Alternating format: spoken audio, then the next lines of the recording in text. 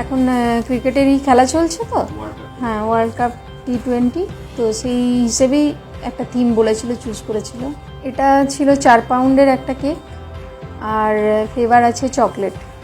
আমার কাছে চকলেটের মানে বিভিন্ন বাজেট অনুযায়ী হয়, তো এটা ছিল স্পেশাল।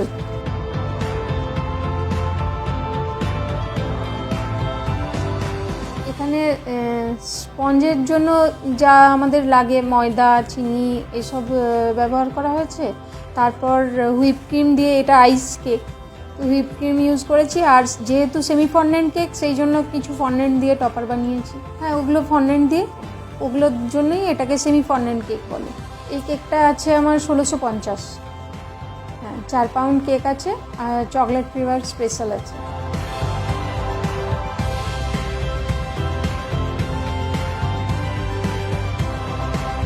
কেক বানানো আমার লকডাউনের পর শুরু হয়েছে। তার আগে বানাতাম, বাড়ির জন্য বানাতাম। হ্যাঁ, তারপর হঠাৎ করে এক বান্ধবী বলল, তুই তো এত সুন্দর কেক বানাচ্ছিস, তাহলে আমার জন্য বানিয়ে দে। তো ওর থেকেই সেই শুরু।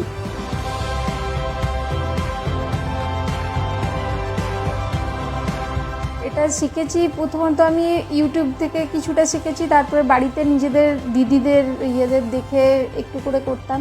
এবার বিভিন্ন রকম এক্সপেরিমেন্ট করতে করতে তারপর আমি একটা ট্রেনিং নিই আসানসোলে, তো ইয়াম্মি হাউস থেকে। তো সেইখানে পায়েল ম্যাডামের কাছেও কিছুটা শিখি।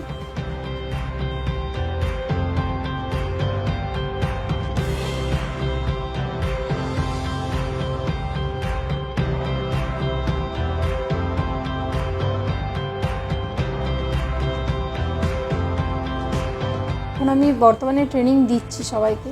আমার কাছে এখনও হয়ে গেছে স্টুডেন্ট প্রায় 40 জন পার হয়েছে। তাদের ক্লাস থাকে সকাল 10টা থেকে 4টা, 4 দিন বা 5 দিনের কোর্স থাকে। তো বিভিন্ন জায়গা থেকে আমার জয়পুর, কতুলপুর, অন্দা এইসব জায়গাতে আমার স্টুডেন্টরা রয়েছে।